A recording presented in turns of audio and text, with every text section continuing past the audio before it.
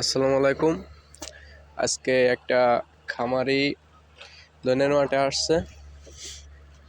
ও তাদের সাথে আসার পথে খুব দুঃখজনক ঘটনা হয় যে আসার পথে বলতে কি তাদের ট্রাক লোড দেওয়ার সময় হয়তো কোনো হেরফের হয়েছে, এই জন্যে তাদের ক্ষতি হয়েছে।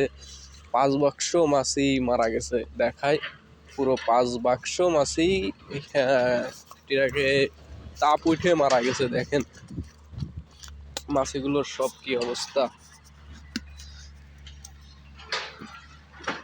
দেখেন কি পরিমাণে মাছি।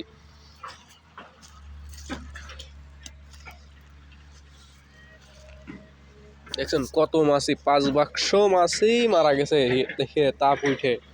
তো এরপর থেকে যারা এই ভিডিওটা দেখেন একটু ভালো করে ট্রাক লোড দেওয়ার চেষ্টা করবেন। এরকম ক্ষতি হইলে তো সমস্যা। এত মাছি কষ্ট করে যদি এত মাছি মারা যায় তাহলে তো ভীষণ সমস্যা, একটা খামার ভীষণ ক্ষতিগ্রস্ত হবে। তো যাই হোক, যাতে তাদের